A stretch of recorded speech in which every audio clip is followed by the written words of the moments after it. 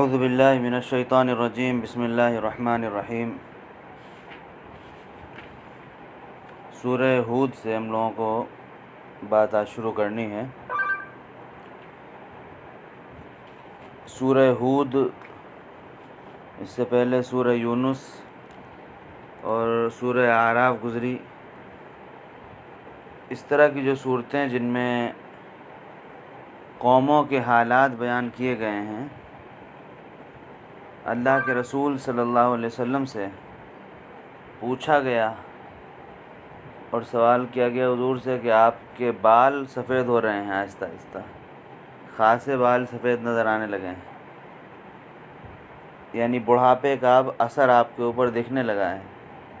तो हुज़ूर ने उस वक्त बात इरशाद फरमाई थी कि ये हूद यानी सूरह हूद और इस जैसे जो सूरतें हैं उनका असर है, यानी वो सूरतें जिनमें कौमों के हालात बयान किए गए हैं। और ये वो सूरतें हैं जो कि ज़ाहिर सी बात है कि अल्लाह के रसूल सल्लल्लाहु अलैहि वसल्लम की ज़िम्मेदारी बहैसियत नबी वो वाज़ह करती हैं, ताज़ा करती हैं।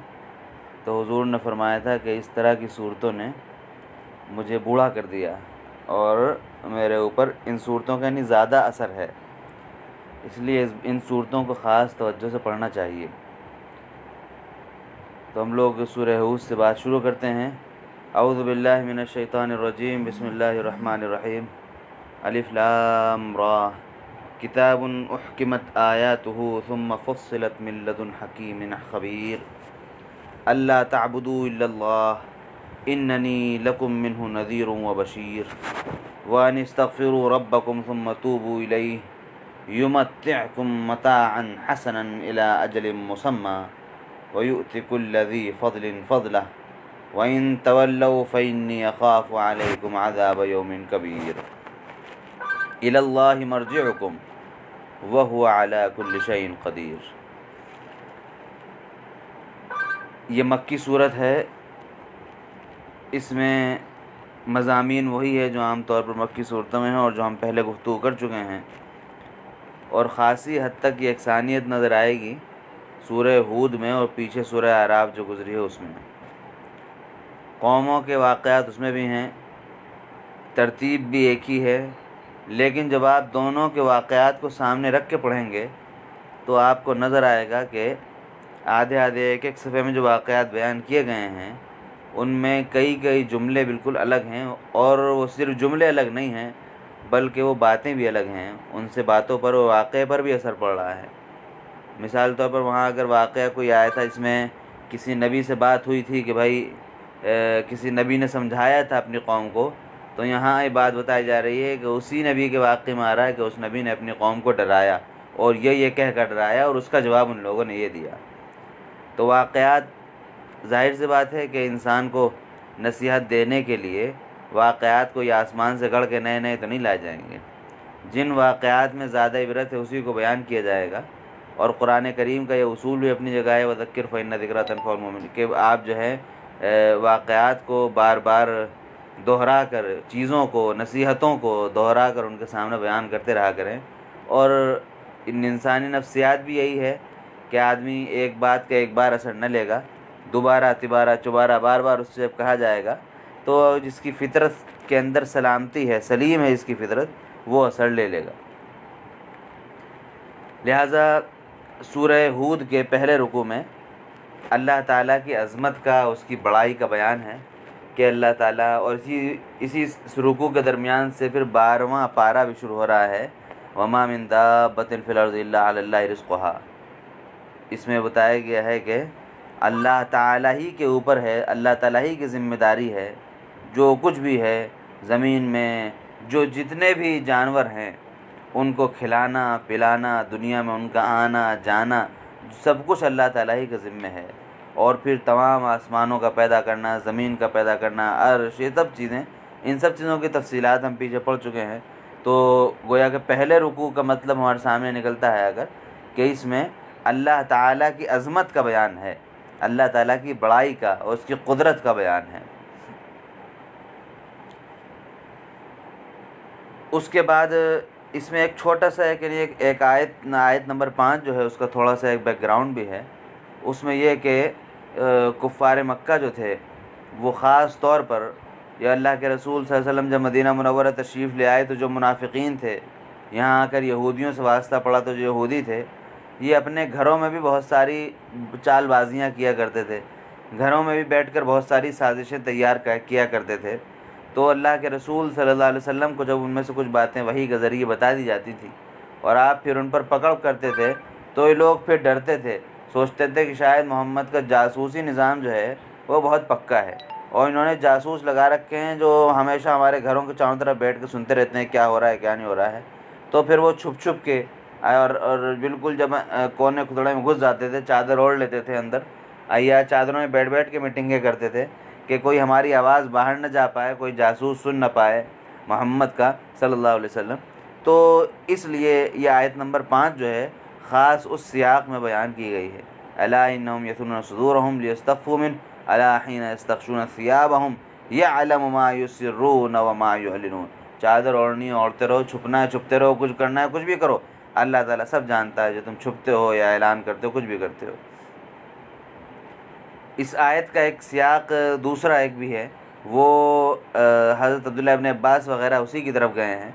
उनका कहना, ये जो मैंने पहले बयान किया हज़रत शाह अब्दुल क़ादिर साहब कहते हैं कि ये वाली बात ज़्यादा बेहतर है जो मैंने अभी अर्ज़ की, लेकिन एक दूसरा भी बैकग्राउंड बयान किया जाता है, वो ये कि सहाबा किराम से बाज़ लोग कुछ ज़्यादा तक़वा तहारत जिनके अंदर थी, सभी के अंदर थी, लेकिन बाज़ लोगों के अंदर हया कुछ ज़्यादा पाई जाती थी।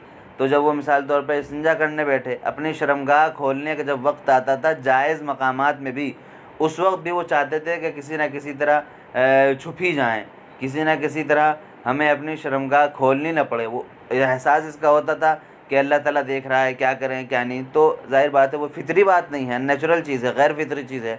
तो उस पर रोका गया कि भाई जो फितरी चीज़ें हैं अल्लाह ताला तो हर जगह हाजिर है, अल्लाह ताला सब जानता है, अल्लाह ताला ने तो तुम्हें पैदा ही किया है, वो क्या नहीं जानता, वो सब जानता है।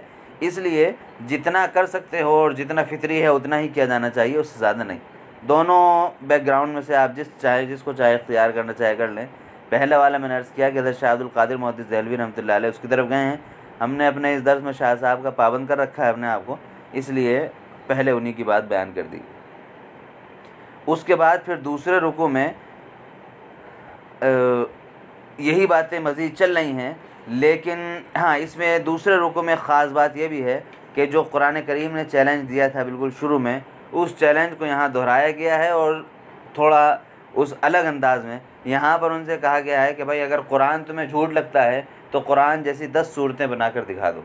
वहाँ कहा गया था 1 सूरत, यहाँ पे कहा जा रहा है कि अगर 10 सूरतें बना सकते हो तो बनाकर दिखा दो। जाहिर बात है उसका भी कोई जवाब नहीं था और ये चैलेंज उसी चैलेंज की तरह आज भी बाकी है। ये एक तवज्जो थोड़ी सी आप दें, अगर आयत नंबर 9 और 9 से लेकर 11 पर, आयत नंबर 9 को देखें कि वलाइन अज़क़नाहु नअमा अबअद ज़र्रा मस्सतहु। ये बिल्कुल हालात जो हैं इसमें जो बयान किए गए हैं इन आयतों में वो हम सब के हैं, हमारे आपके भी ये हालात हैं। अगर अल्लाह ताला फरमाता है जब हम अपने बंदों को नेमतें देते हैं तकलीफ़ के बाद,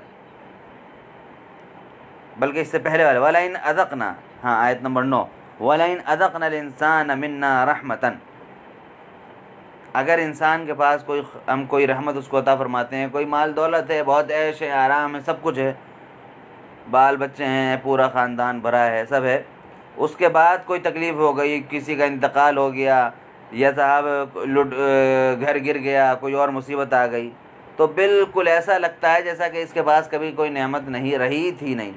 इन्नहु लयऊसुन कफूर, सारी नेमतों का इनकार है, क्या मिला हमें भाई, हम तो बिल्कुल परेशान हैं, हमारी ज़िंदगी तो अज़ाब है, बिल्कुल इस तरह की बातें फ़ौरन करने लगते हैं और बिल्कुल नाउम्मीद हो जाते हैं कि अब कुछ नहीं हो सकता। और अगर नेमतों के बाद हम उनको कोई तकलीफ़ दे देते हैं, मस्सत हो, तकलीफ़ जो पहुंचती है उनको, माफ़ कीजिएगा, अगर तकलीफ़ों के बाद, उल्टी बात हो गई, पहले में था कि अगर हम रहमत के बाद उनको कोई तकलीफ़ दे देते हैं, रहमत के बाद उनसे तो रहमत छीन लेते हैं, उनको कोई तकलीफ़ हो जाती है। इस दूसरी आयत में आ रहा है, आयत नंबर 10 में, अगर हम उनको तकलीफ़ के बाद नेमतें दे देते हैं तो बस ऐसा हो जाते हैं जैसे कि कभी तकलीफ़ में रहे ही नहीं। अरे भाई हमने ये किया था, यूँ किया, यहाँ से यूँ जुगाड़ लगाया, ये किया वो किया, इस तरह की नेमतें आ गई और ये हो गया वो हो गया। अब तो माशाल्लाह बड़े खुश हैं। ये अल्लाह ताला का कोई तज़किरा भी नहीं आता, जहन में वहम गुमान में उनके आता भी नहीं कि हम कितनी मुसीबत में ज़िंदगी गुजार रहे थे। अल्लाह ताला ने सुकून के हालात हमें दिए हैं। लेकिन ये दोनों काम, इन दोनों कामों से वो लोग बचे होते हैं इल्लल्लज़ीन सबरू। मैं इस सब्र की तशरीह से पहले कर चुका। ये बात यहाँ पे आप देखेंगे कि वो जो तशरीह की गई थी सब्र की, ये बात यहाँ पे वही है कि वो लोग जो साबित कदम रहते हैं, जो जम जाते हैं, जो संजीदगी इख्तियार करते हैं, जो समझ रखते हैं, जो अचानक इधर से उधर नहीं होते, बल्कि एक मज़बूत अंदाज में, मज़बूत राय, मज़बूत जहन, मज़बूत सोच रखते हैं, उनका रवैया ये होता है कि वो दोनों सूरतों में वो आपे से बाहर नहीं होते। दोनों सूरतों में वो अल्लाह ताला से लो लगाते हैं। खुशी होती है तो अल्लाह ताला का शुक्र अदा करते हैं, कोई गम होता है तो अल्लाह ताला से अपनी माफ़ी मांगते हैं गुनाहों की कि शायद किसी वजह से हमारे ऊपर ये मुसीबत आई है, और उस वक्त भी अल्लाह ताला से लो लगाए रखते हैं। अल्लाह ताला ही से रहम की मज़ीद उम्मीद करते हैं। उलाइका, ऐसे लोगों के लिए अल्लाह ताला की तरफ से बड़ी मग़फ़िरत का ऐलान किया जाता है और बड़े अजर का ऐलान किया जाता है। इन तीनों आयतों को, आयत नंबर 9 से 11 तक ख़ास तवज्जो देने की ज़रूरत है। उसके बाद रुकू नंबर 3 और 4 दोनों रुकू, ये इन दोनों रुकुओं में हज़रत नूह अलैहिस्सलाम का क़िस्सा है। हज़रत नूह का क़िस्सा बहुत वजाहत के साथ पहले आ चुका है, उस वक्त मैंने बयान कर दिया था। यहाँ पर उनके बेटे वग़ैरह का भी तज़किरा है। तो आप पूरे रुकू नंबर 3 और 4 दोनों में हज़रत नूह अलैहिस्सलाम का तज़किरा बयान किया गया है। एक नज़र आप डाल लें आयत नंबर 45 और 46 पर। आयत नंबर 45 और 46 ये रुकू नंबर 4 में हैं। इसमें हमारे लिए ज़रा ज़्यादा नसीहत है। आप देखेंगे कि आयत नंबर 45 में कहा गया है वनादा नूह रब्बहू। हज़रत नूह ने अपने अल्लाह ताला को पुकारा, बुलाया, दुआ की अल्लाह ताला से। फ़क़ाल, और दुआ करते हुए कहा रब्बी इन्नब्नी मिन अहली, परवरदिगार मेरा बेटा भी मेरे घर वालों में से है। व इन्न वादकल हक़, तेरा वादा सच्चा है, यानी जो तू फ़ैसला करता है वो सच है, लेकिन अगर मेरे बेटे के बारे में कुछ रियायत हो जाए, वो मुझे उसको बचा ले जाए। मोहब्बत में बेटे की, उन्होंने जब देखा कि बेटा अब डूबा तब डूबा, लेकिन वो तो अकड़ा हुआ था, पीछे कहा गया है। उन्होंने कहा कि भाई आ जाओ, उसने कहा नहीं नहीं नहीं, मुझे आपके चक्कर में पड़ने की ज़रूरत नहीं, आप तो पता नहीं कैसे कैसे बातें करते हैं, एक अल्लाह और रसूल और आखिरत, ये सब बातें मैं नहीं मानता, मैं तो किसी पहाड़ पर चढ़ के छुप जाऊँगा। पीछे कहा गया है इसमें कि वही तजरीब हिम फ़ी मौजिन कल जिबाल, पहाड़ जैसी मौजें थीं। ये बातें हमारे ज़माने में समझना बहुत आसान है। इनको हमारे यहाँ सुनामी की 20 रिकॉर्डिंग्स जो हैं वो पड़ी हुई हैं, नेट पर मौजूद हैं, आदमी उनको देख के अंदाज़ा लगा सकता है। सहाबा किराम के लिए समझना शायद मुश्किल था इनके लिए, उस ज़माने में इस तरह की सूरत हाल नहीं आई थी। अगर तूफ़ान कहीं आता था तो रिकॉर्ड नहीं होता था, पता नहीं चलता था कि वो क्या हुआ क्या नहीं हुआ वहाँ पर। तो बहरहाल उसके बाद हज़रत नूह ने अपने बेटे के लिए दुआ की। अब अल्लाह तबारक ताला ने जवाब दिया, फरमाया क़ाल या नूह, ए नूह इन्नहु लैसा मिन अहलिक। क्या कहा तुमने? तुम्हारे घर वालों में से? तुम्हारे घर वालों में से नहीं है। अब सवाल ये पैदा होता है कि भाई बेटा है तो घर वालों में से क्यों नहीं है? पता चला, यहाँ से हमें ये उसूल मिला कि चाहे कितना ही सगा रिश्ता क्यों ना हो, चाहे कितना ही मजबूत रिश्ता क्यों ना हो, लेकिन अगर वो रिश्ता ईमान के रिश्ते से जुड़ा हुआ नहीं है तो फिर वो बेकार है।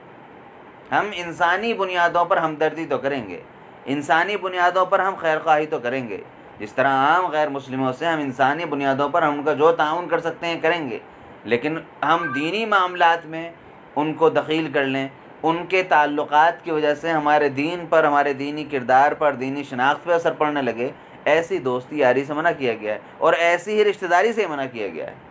इस आयत करीमा से पता चला इन्नहु लैसा मिन अहलिक, बज़ाहिर तो तुम्हारा बेटा है, तुम्हारी औलाद है, लेकिन जब उससे तुम्हारा दीन का रिश्ता नहीं तो फिर बेकार है। सैयदना सिद्दीक़ अकबर से जब उनके साहबजादे ने कहा कि ग़ज़वे बद्र में आप मेरे साथ सामने पड़े थे, लेकिन मैंने आपको छोड़ दिया था, आप मेरे बाप हैं ना, इसलिए उन्होंने बहुत ही फ़ख्र से बयान किया था कि मैंने आपके साथ बड़ी रियायत की थी, उन्होंने कहा अच्छा कहाँ? कहा खैर हुई कि तुम मेरे सामने नहीं आए, तुमने तो छोड़ दिया मुझे। तुम अगर मेरे सामने आए थे तो मैं 1 मिनट में बर्बाद कर देता, 1 मिनट में उतार देता गर्दन तुम्हारी। चूँकि वजह यही थी कि दीन की बुनियाद पर अगर रिश्ता कायम है तो फिर वो रिश्ता मजबूत है, और जो रिश्ता दीन की बुनियाद पर कायम नहीं है फिर वो बराए नाम है, उसका कुछ हासिल नहीं है। ये हमें नसीहत मिलती है इन आयात करीमा से, इसको ज़रा ख़ास तौर पर नज़र में रखना चाहिए। उसके बाद फिर हम रुकू नंबर 5 में आ जाते हैं। इसमें हज़रत हूद अलैहिस्सलाम का तज़किरा है। रुकू नंबर 5 में हज़रत हूद का तज़किरा आप पीछे पढ़ चुके हैं, उसकी वजाहत मैं यहाँ पे कर चुका हूँ, और तमाम बातें उस तरह की हैं। फ़र्क आपको क़िस्से में उस वक्त मिलेगा आयात में जब आप दोनों वाक़यात को सामने रख के देखेंगे। जो सूरह आराफ में जो क़िस्सा आया था और इस क़िस्से को जब आप सामने रख के देखेंगे तो आपको पता चलेगा। एक बात यहाँ पे अर्ज़ करनी ज़रूरी है, हज़रत नूह के क़िस्से में जो बात आई है, फिर हज़रत नूह का जब वो कश्ती जब जाके रुकी जूदी पहाड़ पर, और फिर वहाँ से उनकी नस्ल आगे बढ़नी शुरू हुई, तो ये मौरख़ीन लिखते हैं, मुफ़स्सिरीन ने भी लिखा है कि 3 बेटे थे उस वक्त जिनसे उनकी औलाद आगे बढ़ी है, 3 बेटों से औलाद आगे बढ़ी है। ये तज़किरा फिर आगे आएगा जहाँ तज़किरा याजूज माजूज का आएगा कि हज़रत नूह अलैहिस्सलाम का एक बेटा याफिस, या अलिफ फा सा, याफिस जो था उसकी जो नस्ल है, मौरख़ीन ने मुहद्दिसीन ने बयान किया है कि याफिस की औलाद ही याजूज माजूज है। जहाँ वहाँ पे तज़किरा आएगा तो उसको वज़ाहत के साथ बयान कर दिया जाएगा। लेकिन ये जूदी पहाड़ आप जहन में रखें, जब यहाँ पे पहाड़ पर आकर कश्ती रुक गई और फिर अल्लाह ताला ने इस आयत में है कि कश्ती पानी को सूखने का हुक्म दिया, पानी सूख गया, फिर वहाँ से दुनिया दोबारा चली, तो हज़रत नूह अलैहिस्सलाम के 3 बेटे थे, उनमें से एक याफिस भी था। इन तीनों की फिर औलादें चली हैं, फिर याफिस की औलादें फैलती चली गई। उस पर तफसील से बात करेंगे इंशाअल्लाह कभी और। लेकिन मुहद्दिसीन का, मौरख़ीन का कहना है कि याफिस जो है इसी की औलाद हकीकत में याजूज माजूज कहलाती है। उस जब वहाँ पे बात आएगी असल तो वहाँ पे तफसील से बात करेंगे, लेकिन ये वाक़या ज़हन में रखिएगा ज़रूर, इसलिए मैंने ज़िक्र कर दिया। उसके बाद रुकू नंबर 6 में हज़रत सालेह का क़िस्सा है और उनकी कौम समूद का तज़किरा है। वही जिनका ऊँट वाला मामला था, ऊँटनी के साथ उन्होंने जुल्म किया था, जो मुआवज़े के तौर पर उन्होंने ही मांगी थी, फिर उसको जब उसकी जो शराइ थी और उस ऊँटनी के जो प्रोटोकॉल थे उसको तोड़ा, उन्होंने बर्बाद किया। और उसको तोड़ने का मतलब था डायरेक्ट अल्लाह ताला से जंग करना। और उनकी कौम ने फिर हज़रत सालेह से कहा था, भाई लाओ, तुम कह रहे थे ना कि इस ऊँटनी को मार के बड़ा अज़ाब आएगा, अब ले आओ, अज़ाब बहुत हो गया। तो फिर उनके ऊपर अज़ाब आया।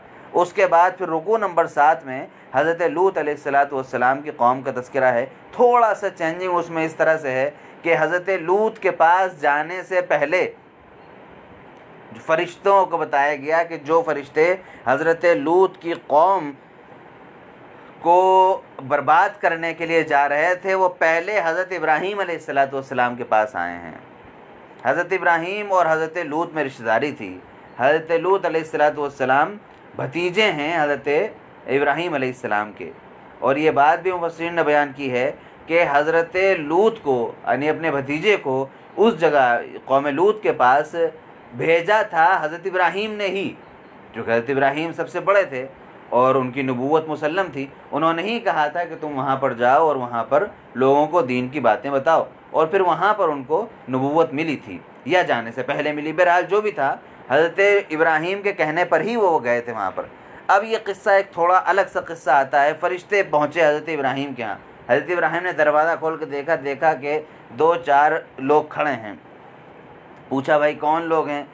कहा कि कुछ नहीं। अच्छा, उस वक्त हज़रत इब्राहीम ने दरवाज़ा खोल के उन लोगों को बिठाया कि भाई मुसाफिर हैं, कहीं से पहचान गए। उसके बाद फ़ौरन उन्होंने देखा कई लोग हैं, तो फ़ौरन उन्होंने एक जानवर ज़िबह करवाया और उसका गोश्त भून के उन लोगों के लिए लाए। अरब का मिजाज था हमेशा से, सखावत उन लोगों के मिजाज में रची बसी थी। फिर वो तो हज़रत इब्राहीम जैसी शख्सियत थी। फ़ौरन अब जब गोश्त आए तो खाएँ ना। ये आज भी ये मामला है। अगर आपके यहाँ कोई आदमी आता है और आप उससे कहते रहते हैं खा, नहीं पानी पीना ही, कुछ नहीं, आदमी को शक तो होता ही शायद कुछ नाराज़ है, कुछ गड़बड़ है। और अगर अनजान आदमी है तब तो फिर आदमी को और गड़बड़ होता है, लगता है कुछ तो बिल्कुल पक्का कुछ गड़बड़ है, इसके इरादे कुछ ठीक नहीं थे। उस ज़माने में यही मामला था। हज़रत इब्राहीम अलैहिस्सलाम ने जब शानदार गोश्त सामने रखा, लेग पीस भी थे और साहब और मटन और अटन मटन जितने थे सब वो जितनी शक्लें हो सकती थी गोश्त की वो सारी जो उन्होंने देखी, लेकिन वो खाएँ ना। तो हज़रत इब्राहीम ने कहा कि मुसाफिर हैं, शानदार गोश्त भुना हुआ रखा है, फिर क्यों नहीं खा रहे हैं। उन्हें कुछ शक हुआ, लगता है कुछ गड़बड़ है। वो फरिश्ते समझ गए कि ये ज़ाहिर बात है हज़रत इब्राहीम के मकाम मर्तबे से वाकिफ़ थे। तो उन्होंने बताया कि हम आए तो हैं कौम लूत पर अज़ाब भेजने के लिए, नाजिल करने के लिए अल्लाह ताला की तरफ से। हम वहाँ जा रहे हैं, रास्ते में रुके हैं आपको ये बात बताने के लिए कि अल्लाह ताला ने इस बुढ़ापे में भी आपको एक और बेटा देने का फ़ैसला फरमाया है, हज़रत इसहाक़। और फिर वो बेटा सिर्फ ऐसा नहीं होगा बड़ा बुढ़ापे की औलाद है, कमज़ोर सा, नहीब नातमासा, 2-4 साल में मरमुरा जाए, बल्कि उसकी नस्ल चलेगी आगे। या उनके बाद एक बेटा होगा, उसका नाम याकूब होगा। आपका एक बेटा होगा, उसका नाम इसहाक़ रखा जाएगा। उसके बाद एक बेटा होगा, उसका नाम याकूब होगा। ये बात उन्होंने बताई। उनकी अहलिया मोहतरमा ज़ाहिर बात है ख़बर सुन के बहुत खुश हुई।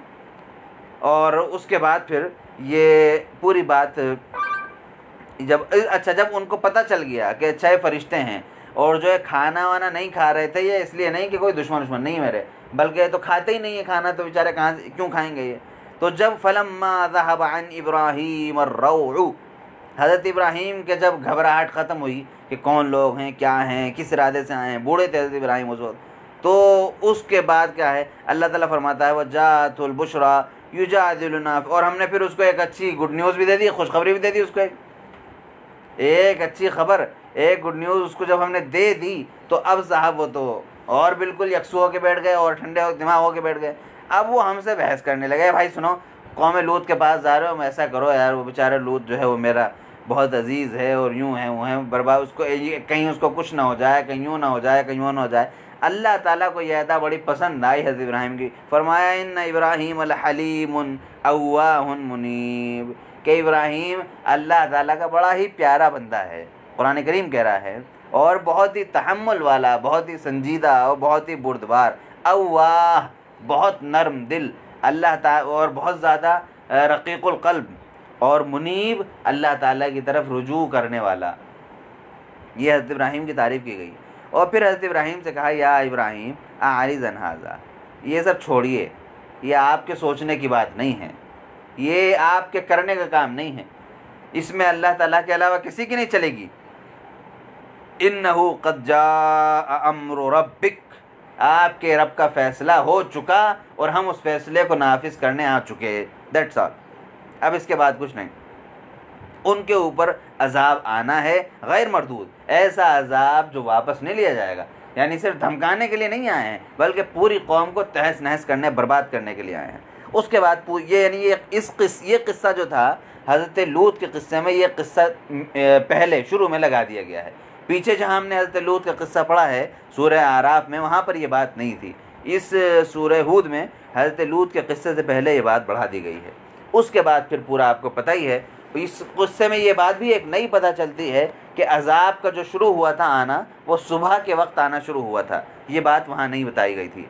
रात ही रात में हज़रत लूत जो हैं वो फ़रिश्तों के कहने पर, फ़रिश्तों के इशारे पर वहाँ से निकल पड़े और उन्होंने बस्ती को छोड़ दिया। और ये भी ताकीद थी कि जो आप में से जो लोग साहिब ईमान हैं, जब वो यहाँ से निकलें तो फिर वापस पलट के न देखें। क्या हिकमत थी अल्लाह ताला जानता है। बहरहाल वो लोग वहाँ से वापस चले, वहाँ से निकल गए। और सुबह फ़रिश्तों ने कहा था कि अल्लाह सुबह का वक्त अब बिल्कुल करीब हो रहा है, अब अज़ाब आने का वक्त शुरू हो गया है, लिहाजा अब आप लोग फ़ौरन यहाँ से निकल जाएं। वो हज़रात निकल गए। फलम्मा जाअ अम्रुना जअलना आलियहा साफिलहा व अमतरना अलैहा हिजारतम मिन सिज्जीलिम मंदूद। जब हमारा हुक्म आ गया, अज़ाब नाफिज होने का वक्त आ गया, तो हमने ऊपर नीचे पूरी बस्ती को तहस नहस करके फेंक दिया। निचला हिस्सा ऊपर, ऊपर का हिस्सा नीचे, बिल्कुल तहस नहस कर दिया। उनके ऊपर पत्थरों की बिल्कुल यानी हर पत्थर तय भी था कि कौन सा पत्थर किसको लगना है। ये अल्लाह ताला का अज़ाब था, अल्लाह ताला की हिकमत थी, क्या होना है क्या नहीं होना है। लिहाजा उस पत्थरों की बारिश की गई, पूरी बस्ती को ऊपर नीचे करके फेंक दिया गया, ख़त्म कर दिया गया। उसके बाद फिर हज़रत शुएब अलैहिस्सलाम का किस्सा है, यानी रुकू नंबर 8 में जब हम पहुंच जाते हैं तो हज़रत शुएब अलैहिस्सलाम का किस्सा है। और यह किस्सा भी वही है। इसमें ख़ास बात यह है कि क़िस्सा तकरीब पूरा उसी तरह से बयान हुआ जैसे मैंने अर्ज़ किया। कुछ जुमले अलग हैं, एक जुमला इसमें ख़ास अलग है, वो ये कि हज़रत शुएब ने अपनी कौम से कहा, या आयत नंबर 89 में, वया कौम ला यजरिमन्नकुम शिक़ाक़ी अन युसीबकुम मिस्लु मा असाब कौम नूहिन औ कौम हूदिन औ कौम सालिह वमा कौम लूतिन मिनकुम बिबईद। हज़रत शुएब ने फरमाया कि देखो, मेरी ज़िद में मैं तुम्हें पसंद नहीं हूँ, मेरी बातें तुम्हें पसंद नहीं हैं, मेरी ज़िद में अपना कबाड़ा ना करो, अपने आप को बर्बाद ना करो, मेरी ज़िद में तुम कहीं इस हाल को ना पहुँच जाओ कि तुम्हारे ऊपर भी वही अज़ाब आए जो कौम नूह पे आ चुका, जो कौम हूद पे आ चुका, जो कौम सालेह पे आ चुका। और कौम लूत तो से तो तुम ज़्यादा दूर भी नहीं हो, करीबी हो। सूरह आराफ में आपको याद होगा हज़रत हूद ने बल्कि हज़रत हूद ने कौम आद से कहा था कि भाई तुम जो है अब तुमसे पहले कौम नूह गुजर चुकी है, उसके हालात तो याद कर लो। यानी हर कौम अपने बाद आने वाली कौम को, अब हर बाद वाली कौम अपने से पहले वाली कौम को याद रखने और उसके अंजाम से इबरत पकड़ने की दावत देती थी। इससे हम लोगों को ये सबक मिलता है कि हम लोगों को भी इस बात का एहतमाम करना चाहिए। आज हिंदुस्तान में मिसाल के तौर पे हम हैं, तो हम देखें कि हमसे पहले की कौम जो हिंदुस्तान में थी, बिलखुसूस मुसलमानों में, उनका क्या अंजाम हुआ, क्या हश्र हुआ। हम देखें कि हिंदुस्तान पर जिस कौम की हुकूमत थी, उसकी हुकूमत कहाँ पहुँच गई, एक किले तक कैसे सिमट कर रह गई, ख़त्म हो गया मामला। और आज जिनकी हुकूमत है वो उनका कल यही हाल होना है। और इसी तरह से आज हम इस हाल में हैं मुसलमान, तो हम लोगों को सोचना चाहिए कि अगर हमने अच्छे अमाल न किए तो कहीं हमारा और बदतर हाल ना हो जाए, हम बिल्कुल कहीं के ना रहें, कहीं ऐसा ना हो जाए। तो अपने से पहले की कौमों को ज़रूर देखते रहना चाहिए और तारीख़ का मुताला ज़रूर करते रहना चाहिए। इससे पहले भी ये बात अर्ज़ की जा चुकी है। उसके बाद फिर हज़रत 9वें रुकू में हज़रत मूसा के क़िस्से की तरफ, पूरा क़िस्सा नहीं बयान हुआ बल्कि आधे से भी कम, बहुत हल्का सा इशारा करके हज़रत मूसा के क़िस्से की तरफ आखिरत के हालात बयान किए गए हैं। आखिरत में क्या होगा, कैसा होगा, ये देखें आप, इसमें आयत नंबर 102 देखें, व कज़ालिका अख़्ज़ु रब्बिका, आपके रब की पकड़ ऐसी ही है, बहुत सख्त पकड़ है। इज़ा अख़ज़ल क़ुरा, जब वो पकड़ता है, बस्तियों को गिरफ़्त कर लेता है, और वो जुल्म के हालत में, यानी बग़ैर जुल्म के किसी को नहीं कुछ करता, बग़ैर किसी वजह के किसी कौम को बर्बाद नहीं करता। उनके आमाल के नतीजे में जब अल्लाह ताला पकड़ फरमाता है, इन्ना अख़्ज़हु अलीमुन शदीद, अल्लाह ताला की पकड़ बहुत दर्दनाक है और बहुत सख्त है। सख्त मतलब आदमी छूट नहीं सकता, और दर्दनाक का मतलब हम सब जानते हैं, यानी एक ऐसा दर्द जो कि तवील अरसे तक हमेशा के लिए इंसान से चिपक जाता है, फिर आदमी कहीं भाग नहीं पाता।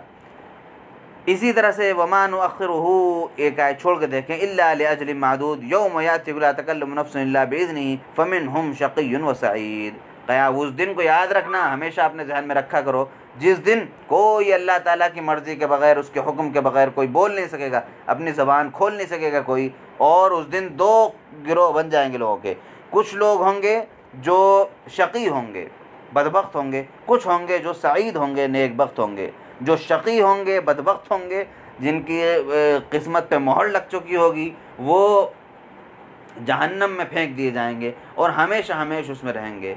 और जो लोग नेक होंगे और अल्लाह के की इताअत करने वाले होंगे, सईद होंगे, नेकबख्त होंगे, उनके लिए जन्नत है और वो हमेशा हमेशा उसमें रहेंगे। इसीलिए दुआ की जाती है, अल्लाहुम्मा अर्ज़ुक़ना हयातस सुअदा, अल्लाह ताला हमें नेक बख्तों की ज़िंदगी अता फरमा, व मौतश शुहदा, और शहीदों की मौत अता फरमा। इसको याद रखना चाहिए। अल्लाह ताला हमें सही सआदतमंदों, सईद लोगों की, नेक बख्तों की ज़िंदगी और शहीदों की मौत अता फरमा।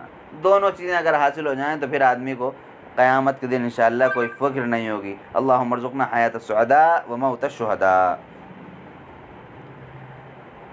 तो उसके बाद फिर मैंने अर्ज़ किया, रुकू नंबर 9 में हज़रत मूसा अलैहिस्सलाम के क़िस्से की तरफ इशारा करके ये सब आखिरत के हवाले थे। फिर आखिरी रुकू आ जाता है। इस रुकू में अल्लाह के रसूल सल्लल्लाहु अलैहि वसल्लम को कुछ नसीहतें की गई हैं। वस्बिर फ़इन्नल्लाह ला युज़ीअु अजरल मुहसिनीन, आप सब्र किए रखिए, आप जमे रहिए।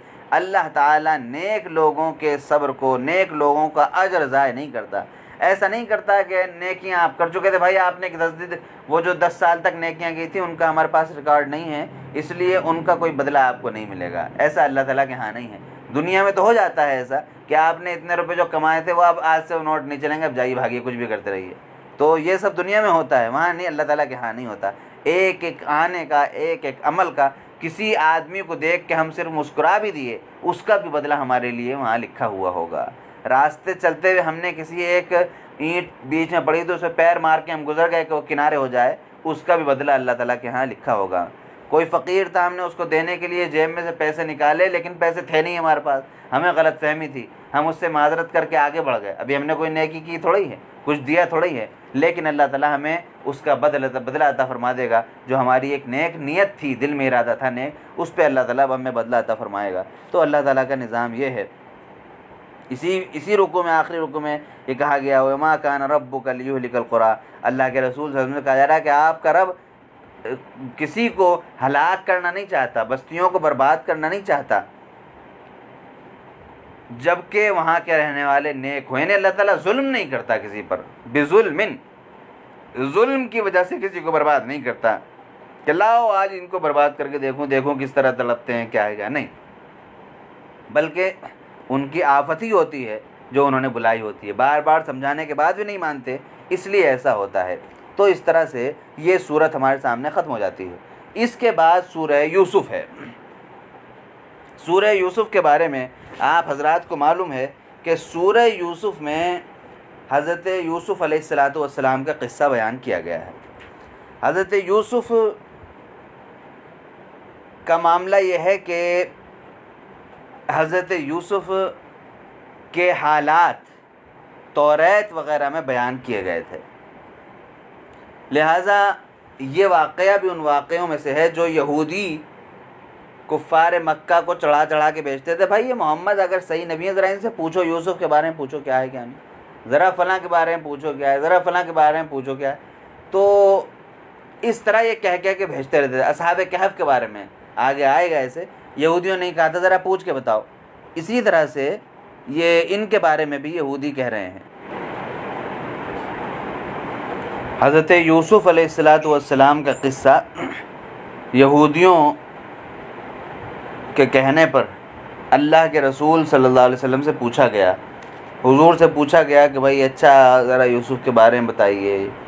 कुछ चीज़ें मशहूर थी भी आधी अधूरी अल्लाह की, इसीलिए बिल्कुल शुरू में कहा जा रहा है कि नहनु नक़ुस्सु अलैका अहसनल क़सस बिमा औहैना इलैका हाज़ल क़ुरान, कि हम आपके सामने अब ये क़िस्सा बयान कर रहे हैं, यानी जो आपसे बार बार पूछा जा रहा है क्या है क्या नहीं, अब ये वाक़या आपको बयान किया, आपके सामने बयान किया जा रहा है।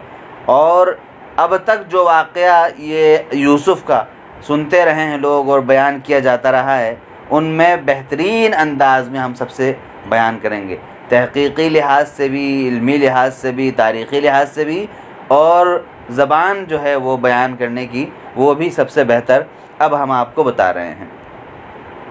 तो हज़रत यूसुफ अलैहिस्सलाम के क़िस्से में कुछ नसीहतें हैं। एक दो नसीहतें ख़ास तौर पर वहाँ पर हैं जहाँ पर वो जेल में, क़ैद ख़ाने में हज़रत यूसुफ नसीहत करते हैं। वो जो दोनों उनको मिले थे, दो जो कैदी थे, वहाँ जो उनकी गुफ्तगू है उसमें कुछ नसीहत है। तो जब वहाँ बात आएगी तो मैं आपको बताऊँगा। और शुरू में कुछ नसीहतें एक आध आती हैं, तो हम ये चाहते हैं कि एक बार पूरा क़िस्सा आपके नज़र से एक बार ताज़ा हो जाए जहन में, जहाँ वो कुछ आयतें ज़्यादा अहम हैं नसीहत के लिहाज से, उनको इंशाअल्लाह हम देखते चलेंगे। यूँ बलागत के लिहाज से, अदब के लिहाज से पूरा क़िस्सा, पूरी सूरत जो है अपने आप में बेमिसाल है। हज़रत यूसुफ अलैहिस्सलातु वस्सलाम अपने वालिद हज़रत याक़ूब अलैहिस्सलाम के बेटों में, यानी दो बेटे ये हज़रत यूसुफ और बिन्यामीन, ये दोनों छोटे बेटे ये एक माँ से थे, अलग माँ से, और बाकी बेटे जो थे उनके वो अलग माँ से थे।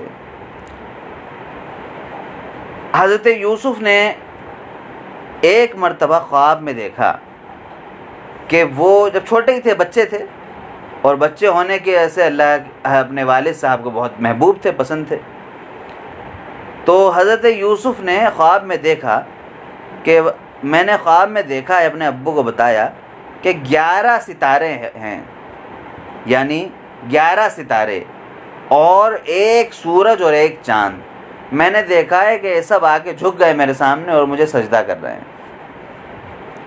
हज़रत याकूब नबी थे, जलीलुल क़द्र नबी थे, वो समझ गए मामले को और उन्होंने ताबीर अभी बेटे को बताई नहीं कुछ, चूँकि बच्चे है वो क्या समझेगा। उन्होंने सिर्फ इतना कहा, बेटा ये वाक़या, ये ख्वाब अपना किसी और को मत बताना, बस इतना याद रखो कि ये ख्वाब किसी को ना बताना। वो समझ गए थे कि मेरे बाद जो नबूवत चलेगी आगे मेरी नस्ल में, वो इसी बेटे के ज़रिए चलेगी। लेकिन ये बेटा है छोटा और मैं बूढ़ा हो गया हूँ, अलग माँ से है, तो कहीं जिसके दूसरे भाई, सौतेले भाई, इसको कोई नुकसान न पहुँचा दें, इस डर से उन्होंने ये बात बताने को मना किया।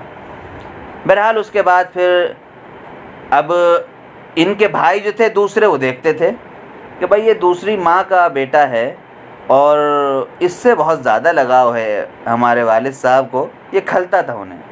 तो सब ने कहा भाई इसमें फ़िक्र की क्या बात है, ऐसा नहीं है कि अपने बाप से इन लोगों को मोहब्बत नहीं थी। जाहिर बात है, ये बात जहन में रखनी चाहिए कि बाप से जब मोहब्बत थी तभी तो वो इस बात पे चिढ़ते थे कि बाप दूसरे से क्यों मोहब्बत करता है।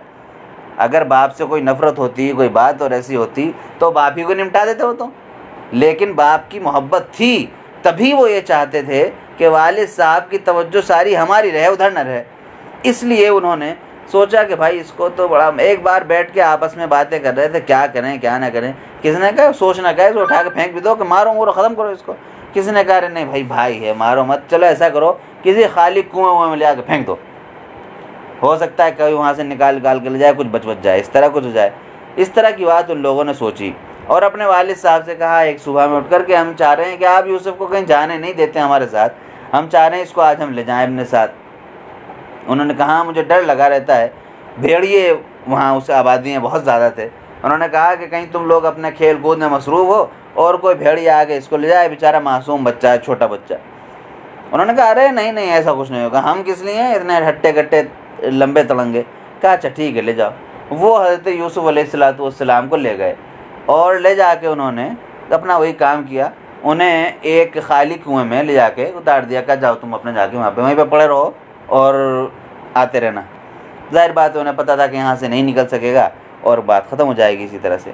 और फिर वो बाहर आए और उन्होंने किसी जानवर का खून, हज़रत यूसुफ़ के कपड़े उतार लिए थे, उस कपड़े पर उन्होंने खून लगाया, कपड़े को फाड़ वाड़ लिया, खून लगाया और वो लेके आए। रात शाम में रोते भी लगते हैं। बाप ने पूछा क्या हुआ, क्या अरे क्या बताएं, बस वो ऐसा हो गया वैसा हो गया। वो भेड़िया आया यूसुफ़ को ले गया। जाहिर बात है वो हज़रत याकूब अलैहिस्सलाम भी नबी थे, बूढ़े हो गए थे अगरचे, लेकिन वो नबी थे, वो सब समझते थे। उन्होंने कहा कि अच्छा, और बहरहाल वो कुछ कर नहीं सकते थे। उसके बाद फिर बात आगे बढ़ी, उधर एक काफ़िला आया और काफ़िला जो आया तो वो लेकर उसने पानी पीने के लिए डोल डाला अंदर, देखा कि साथ में बच्चा चला रहा है लटका हुआ उसमें। कहा अरे भाई बच्चा कहाँ से आया? कहा चलो कोई बात नहीं, सही सलामत है कि नहीं? कहा हाँ। कहा चलो कुछ हमारे पैसे ही निकलेंगे, इसे बेच बाच देंगे, कुछ अदा पता तो है नहीं इसका। अब उस ज़माने में चूँकि ग़ुलाम ख़रीदे जाते थे, बेचे जाते थे, तो वो हज़रत यूसुफ़ को उठा के अपने साथ ले गए। वो मिस्र की तरफ काफ़िला जा रहा था। उसके बाद वो हज़रत यूसुफ़ अलैहिस्सलाम वहाँ गए। वहाँ उन्हें अज़ीज़ मिस्र ने, यानी जो उस वक्त आप यूँ समझ लें कि वज़ीर जो होता था बादशाह का, सबसे बड़ा वज़ीर आज़म कह लें आप, बादशाह को सदर जमहूरिया के मेयार पर रख लें और वज़ीर आज़म समझ लें आप अज़ीज़ मिस्र को। उन्होंने उसको ख़रीद लिया बच्चे को, वो घर ले गए अपने। बच्चा वहाँ पर बड़ा हुआ, जवान हुआ और महल में पढ़ा पढ़ा था, तो उसने उसे तमीज़, तहज़ीब, सलीक़ा, इल्म ये सब उसको आया। जब वो बच्चा जवान हो गया, बड़ा हो गया, तो अज़ीज़ मिस्र की जो बीवी थी वो ज़रा कुछ हल्के दिल की वाक़ई हुई थी। तो उन्होंने सोचा कि भाई ये ग़ुलाम तो है ही अपना, तो क्यों ना अपने नफसानी ख्वाहिशात जो हैं वो उनको पूरा किया जाए इस लड़के के ज़रिए। उन्होंने हज़रत यूसुफ़ को गुनाह की दावत दी। ये जो यहाँ पे हज़रत यूसुफ़ का जो जुमला है वो उसकी तरफ ज़रा तवज्जो देने की ज़रूरत है। हज़रत यूसुफ़ को उन्होंने, अज़ीज़ मिस्र की बीवी ने जब बहकाया और अपनी तरफ बुलाया और गुनाह करने की दावत दी, क़ाला मआज़ल्लाह, ये आयत नंबर 23 है, 23। कहा कि हज़रत यूसुफ़ ने फरमाया कि अल्लाह की पनाह, तौबा तौबा, ऐसा नहीं हो सकता। इन्नहु रब्बी अहसन मस्वाया। अब यहाँ पे देखने की ज़रूरत है, हज़रत यूसुफ़ ने फरमाया कि मेरा आका, आका का मतलब यहाँ अल्लाह ताला नहीं है, रब का मतलब है यहाँ पर अज़ीज़ मिस्र, कि ये जो मेरा दुनियावी आका जो है, दुनियावी जो मैं जिस मालिक के अंडर में मैं काम करता हूँ, दुनियावी बॉस जो है मेरा घर का जो मालिक है, ये इसने मेरे साथ इतना अच्छा मामला कर रखा है और मैं अमानत में ख़यानत करूं, मैं ऐसी हरकत करूं, ये मुमकिन नहीं है। इस आयत की रोशनी में हम लोगों को समझने की ज़रूरत है कि हज़रत यूसुफ़ अलैहिस्सलाम ने एक पैगाम तो हमारे लिए ये है कि हज़रत यूसुफ़ को इस बात का ख़याल था कि ये मेरा आका जो है, जिसने मुझे रख रखा है, इसने मुझे मेरे साथ इतना कुछ किया है, तो मुझे क्या उसके साथ क्या करना चाहिए। इसमें गोया कि पूरी इंसानियत के लिए पैगाम है कि हमारा वो परवरदिगार, हमारा अल्लाह, हमें पालने वाला, दुनिया में आने से पहले से लेकर दुनिया में जाने के बाद तक, दुनिया से जाने के बाद तक के हालात की ख़बर रखने वाला, ज़रूरतें पूरी करने वाला अल्लाह, जिसने हमारे साथ ये सब किया है, उसके साथ हमारा क्या रवैया होना चाहिए, उसके जो तकाज़े हैं, हमसे जो मुतालबे हैं, उनको पूरा करने न करने में हमारा क्या रवैया होना चाहिए। एक बहुत बड़ा पैगाम हमें यहाँ से ये मिला। दूसरा पैगाम हमें ये मिला कि उस वक्त तक याद रखिएगा हज़रत यूसुफ़ नबी नहीं हुए थे। कहीं आप झट से उठा के एतराज़ कर दें, अरे अल्लाह ताला का हवाला क्यों नहीं दिया उन्होंने। यहाँ से हमें ये पता चला कि मिसाल के तौर पर आप रहते हैं किसी इलाक़े में और आप के वालिद साहब बड़े नेक नाम आदमी हैं, बड़े दीन के खादिम और बड़े बुज़ुर्ग आदमी हैं। आपको कोई आपका दोस्त है, वो कहता भाई शराब पी लो, आ जाओ। अरे कौन देख रहा है, एक गिलास लगा लो, थोड़ा सा, क्या जा रहा है। आप कहते हैं कि ना भाई मेरे बाप की इससे बहुत वो होगी, बदनामी होगी। तो याद रखिए कि तक़वा ये भी है, ये तक़वे के ख़िलाफ़ चीज़ नहीं है। इसीलिए अल्लाह के रसूल सल्लल्लाहु अलैहि वसल्लम ने फरमाया था, वो जो हदीस है, बड़ी अहम हदीस बयान की जाती है, जो अल हलाल बय्यिनुन वल हराम बय्यिनुन, इसमें बहुत अहम मसाइल बयान किए गए। उसमें हुज़ूर ने फरमाया था कि जिस आदमी ने अपने इस्तिब्राअन लिदीनिही व इर्ज़िही, अपनी इज़्ज़त बचाने के लिए भी जो आदमी गुनाहों से बचा, तो वो भी महफूज हो गया। यानी एक आदमी है, उसका तक़वा इस दर्जे नहीं पहुंचा, अभी उस मेयार को नहीं पहुंचा कि नहीं भाई मैं हमेशा अल्लाह ताला उसके सामने नहीं रहता है और गुनाह वो करने वाला था, लेकिन उसको अपनी इज़्ज़त का ख्याल आ गया कि भाई मुझे लोग क्या कहेंगे, मैं फ़लाँ ख़ानदान का हूँ, फ़लाँ बाप का बेटा हूँ, फ़लाँ उसका हूँ, फ़लाँ ये इस इल्म का हामिल हूँ, मैं यूँ हूँ वो हूँ। बहुत सारे तकाज़े आदमी सोचता है, बहुत सारे मसाइल सोचता है। तो इस तरह की कोई बात अगर किसी ने सोची, यानी अपनी इज़्ज़त के बचाने के लिए भी या अपने दुनियावी आदमी किसी का ख्याल रखने के लिए भी अगर कोई आदमी गुनाह से बचता है, तो वो भी मुत्तकी ही कहलाएगा, वो भी परहेज़गार ही कहलाएगा। उसे हम अपनी बेवकूफ़ी की वजह से रियाकार नहीं कह सकते कि अरे अल्लाह ताला से थोड़ी डरा था, ये तो अपनी इज़्ज़त के लिए डरा था। कोई बात नहीं, अल्लाह का फरमाना यही है। यहाँ इस वाक़े से पता चल रहा है, और जो हदीस मैंने आपको सुनाई है बिल्कुल सही हदीस है, उससे भी यही पता चलता है कि अपनी इज़्ज़त बचाने के लिए, अपने घर बार की इज़्ज़त बचाने के लिए, या किसी और दुनियावी किसी चीज़ की लाज रखने के लिए अगर आदमी गुनाह से बचता है, तो वो भी तक़वा ही है, वो भी नेकी का ही काम है। ऐसा ना हो कि नहीं भाई नहीं, अगर गुनाह से बचूँगा तो इसलिए बचूँगा कि अल्लाह ताला जो है वो अल्लाह ताला का डर हो, मैं दुनिया के लोगों का ख्याल नहीं करूँगा, दुनियावी आदमी का ख्याल आएगा इसलिए तो अब तो गुनाह करूँगा। ये गलत है बिल्कुल।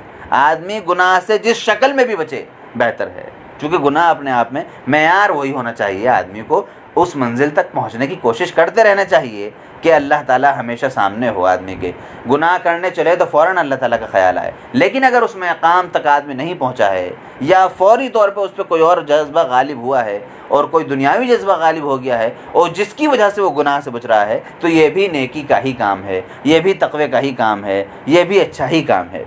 यहाँ से एक बात, ये दो पैगाम हमारे सामने आते हैं। उसके बाद फिर जब हज़रत यूसुफ़ अलैहिस्सलाम ने वो फहशकारी से मना कर दिया, तो अब वो खार खा के बैठ गई उनकी बीवी, कहा कि इसको अब बताऊंगी कभी। और फिर वो अभी जब हज़रत यूसुफ़ छूट के भागे वहाँ से, और तो दरवाज़े जो है वो एक ख़ास सबक इसमें है, तारीख़ में मिलता है, कुरान ने तो बयान नहीं किया कि एक के बाद एक कई सारे दरवाज़े थे उस कोठरी तक पहुँचने के जहाँ पर हज़रत यूसुफ उस वक्त थे और अज़ीज़ मिस्र की बीवी वहाँ पहुँच गई थी और उसने गुनाह की दावत दी थी। तो मौलाना अब्दुल माजिद दरियाबादी ने लिखा है कि हज़रत यूसुफ ने भागना शुरू किया, जब भागे तो पहला दरवाज़ा खुला। ये बात दूसरी किताब आसमानी किताबों में ही मिलती है। मौलाना ने लिखा है कि अगर हज़रत यूसुफ ना भागते, कह रहे भैया 10-10 दरवाजे बंद हैं, कहाँ भागूँ, कहाँ सब इतने दरवाजे कैसे खुलेंगे, तो ताला लगा हुआ है, ना भागते ना दरवाज़ा खुलता। चूँकि भागना शुरू किया, अल्लाह ताला ने मदद फरमाई, एक एक करके दरवाजे खुलते चले गए और आखिरी जो दरवाज़ा खुला तो देखा सामने अजीज़ मिस्र खुद खड़े थे और आगे आगे हज़रत यूसुफ और पीछे पीछे उनकी अहलिया मोहतरमा। अब वो तो बड़ी अजीब, वहाँ सामने पहुँचते ही वो उनकी अजीज़ मिस्र की बीवी थी, वो फ़ौरन उन्होंने रोना धोना शुरू कर दिया कि तो इसने तो मेरे ऊपर गलत नज़र डाली और मुझसे गुनाह का इसने इरादा किया वगैरह वगैरह। हज़रत यूसुफ ने अपनी वजाहत में बात रखी कि भाई नहीं ऐसा है। वशाहिद शाहिदुम मिन अहलिहा, एक आदमी ने फैसला, अजीज़ मिस्र बेचारे चक्कर में वो इस ग़ुलाम से यानी हज़रत यूसुफ से किसी बुराई का इरादा कर नहीं सकते थे और अपनी बीवी को बुरा कैसे कहते। तो उन्होंने इसी दरमियान अभी ये झगड़ा चल ही रहा था, क्या हो क्या ना हो, तो एक साहब ने बीच में फ़ैसला किया। ये भी वाक़या मिलता है, इस कुरान करीम में नहीं है, इसराइली रवायात में है कि वो एक बच्चा था छोटा सा, महल में किसी मुलाजिम का किसी और का छोटा सा बच्चा था, उस बच्चे ने बोला और उस बच्चे ने बोल के तजवीज़ पेश की। बहरहाल किसी ने भी तजवीज़ पेश की, कलाम पाक कहता है कि कुरान कहता है कि किसी ने तजवीज़ रखी कि भाई ये देखिए दामन किसका कहाँ से फटा हुआ है। अगर इस लड़के का दामन पीछे से फटा हुआ है तो समझ जाइए कि ये बेचारा गुनाहगार नहीं है, इसे कोई पीछे से पकड़ रहा था, और अगर इसका दामन आगे से फटा हुआ है तो समझ जाइए कि यही गुनाहगार है और ये गुनाह करने का इरादा रखता था। और जो सामने वाला था, जो मजलूम था, उसने बचने के लिए दामन पकड़ा तो इसका दामन आगे से फट गया। दामन जब देखा गया हज़रत यूसुफ अलैहिस्सलाम का तो पीछे से फटा हुआ था। अजीज़ मिस्र समझ गए कि मामला क्या है, बिल्कुल चुप हो गए। ज़ाहिर बात है अपनी बीवी को जलील तो कर नहीं सकते थे और ख़ुद भी उनकी भी इज़्ज़त खाक में मिलती उससे, तो उन्होंने मामले को बहरहाल वहाँ पर दबा दिया। ये बात अब पता चलती चली गई शहर में, मिस्र में पूरे फैल गई ये बात। और जो दूसरे वज़रा थे और जो दूसरे शाही घराने के लोग थे या जो दूसरे हुकूमत से जुड़े हुए लोग थे, उनकी बीवियों की बात पता चली तो औरतों में खुसर पुजर करने की आदत ज़्यादा होती है, इसीलिए औरतों में खुसर पुजर शुरू हो गई बहुत ज़्यादा। और अजीज़ मिस्र की बीवी को पता चलता गया कि भाई ये सब चल रहा है मामला और मेरे बारे में बहुत बातें बन रही हैं। उन्होंने कहा अच्छा बताती हूँ मिस्र को। कई दिन गुजर गए तो एक बार उन्होंने सबकी दावत रखी कि ज़रा सब लोग आओ, खाते पीते हैं, मस्ती करते हैं। तो सब लोग आ गई, खैर बैठी थी और सबके सामने फल रखे हैं, छुरियाँ रखी हैं वगैरह वगैरह। इस दरमियान अजीज़ मिस्र की बीवी ने कहा कि हज़रत यूसुफ से, चूँकि हज़रत यूसुफ खादिम तो थे ही, कहा कि यूसुफ ज़रा भाई फ़लाँ फ़लाँ काम है, तुम ये कर लो, ले आओ। वो चाल ये थी कि किसी तरह ये सबके सामने आ जाएं। जब हज़रत यूसुफ अलैहिस्सलाम सबके सामने आए तो सब देख के उन्हें हैरान रह गई कि इतना खूबसूरत आदमी, इतना वजीह आदमी, इतना खूबसूरत नौजवान। तो कि अब इसमें है कि उन्होंने अपने हाथ काट लिए। हाथ काटने का मतलब किसी ने अपनी उंगली मुंह में दबा ली, या किसी ने कुछ भी मान लें आप, या छुरी से ही हाथ कटे। कलाम पाक कहता है कि उनके हाथ कट गए, उनकी उंगलियां कट गईं, उनकी उंगली से गोया कि खून निकलने लगा। बहरहाल तो यानी वो सब हैरान रह गई कि आदमी, इंसान इतना खूबसूरत भी हो सकता है। उसकी एक वजह यह भी थी कि ये मिस्र के अंदर की बात थी और मिस्र में आमतौर पर लोग बहुत सेहतमंद, तंदुरुस्त, तवाना, बहुत तगड़े होते हैं। आज भी बहुत मोटी उनकी काठी होती है, बहुत ही सकील किस्म की, भारी किस्म की। हज़रत यूसुफ अलैहिस्सलाम बाहर के थे, वहाँ के नहीं थे, तो इसलिए भी यानी ऐसा नहीं कि खूबसूरत नहीं थे, खूबसूरत तो थे ही बहुत ज़्यादा। इसीलिए जो लफ्ज़ इस्तेमाल किए हैं उन्होंने, जो ख़वातीन ने कहा, इन हाज़ा इल्ला मलकुन करीम, भाई ये तो कोई बड़ा ही नेक, शरीफ, बड़ा पारसा, कोई फ़रिश्ता सा लगता है, इतना खूबसूरत नौजवान है। अब अजीज़ मिस्र की बीवी ने पकड़ा, हज़रत यूसुफ भी वहीं खड़े हैं। शाह साहब ने लिखा है कि ये सब बातें हज़रत यूसुफ के सामने हुई हैं। कहा कि हाँ, तुम लोग कहती थी ना बहुत कि अपने ग़ुलाम के मोहब्बत में पड़ गई है, इसलिए पड़ गई थी वो ग़ुलाम की मोहब्बत में, ये है वो जिसकी मोहब्बत में पड़ गई थी। और ये उन्होंने इसलिए किया था ताकि सबको मुँह बंद करा दें, सबकी ज़बानें बंद करा दें। उसके बाद फिर अब जब मामला और बढ़ गया, वहीं पर अजीज़ मिस्र की बीवी ने कहा कि अब यह आदमी चूँकि मेरे चक्कर में तो आता नहीं है, इसलिए अब मैं इसको जेल भिजवा रही हूँ। और फिर हज़रत यूसुफ़ अलैहिस्सलाम को बग़ैर किसी मुक़दमे के, बग़ैर किसी गवाही के, बग़ैर FIR के साहब वो उन्हें जेल में डलवा दिया गया। अपने शौहर पे दबाव डाला हो, कुछ भी किया हो, जो भी हुआ हो, वो मामला हो गया। अब एक दूसरी कहानी शुरू होती है। हज़रत यूसुफ़ की ज़िंदगी एक दूसरा टर्न लेती है, दूसरा मोड़ आता है उसमें। चंद मिनट है, इंशाअल्लाह बात हमारी पूरी हो जाएगी। हज़रत यूसुफ़ जब जेल में गए तो वहाँ उनको, जेल में आदमी होता है, सब कैदी उसे मिलते हैं। 2 कैदी मिले जिनके ऊपर मौत का, जिनके लिए फ़ैसला हो चुका था। दोनों कैदियों के लिए मौत का फ़ैसला हो चुका था। हज़रत यूसुफ़ अलैहिस्सलाम, एक दिन वो दोनों आए, उन्हें पता, भाई देखते थे कि नेक शरीफ आदमी है, बुज़ुर्ग आदमी है, तो दोनों एक दिन आए और कहा कि आज अजीब बात हुई, हमने अजीब अजीब ख्वाब देखे हैं, अगर आप कुछ बता सकें ताबीर तो बताइए। हज़रत यूसुफ़ अलैहिस्सलाम को ख्वाब की ताबीर सिखाई गई थी, खुसूसी इल्म गोया कि एक मौज़े के तौर पर उनको दिया गया था। जो ताबीर बताते थे वो सुबह में बिल्कुल अगले दिन या जब वो बता देते थे, जो होता था, जब वाक़े होना होता था, उस वाक़े को उसी तरह से हूबहू पेश कर देते थे। उन्होंने बताया, आकर एक ने बताया कि मैंने ख्वाब में देखा है कि मेरे सर पे वो एक रोटियों का, हाँ ये बात मैंने माफ़ कीजिएगा, मैं गलत बयान कर गया, दोनों के बारे में फ़ैसला नहीं हुआ था। हाँ, फ़ैसला अब होना है आगे, ये मैं थोड़ा गलत कह गया। दोनों के बारे में अभी फ़ैसला नहीं हुआ था, केस चल रहा था, मुकदमा चल रहा था। और हज़रत यूसुफ़ तो बग़ैर मुकदमे के जेल में थे, इनके ऊपर तो मुकदमा चल ही नहीं रहा था। तो एक ने बताया आकर कि मैंने ख्वाब में देखा है कि मेरे सर पे एक टोकरा रखा हुआ है रोटियों का, और बड़ी बड़ी चील और गिद्ध हैं जो उसे वहाँ से रोटियाँ नोच नोच के ले जा रहे हैं।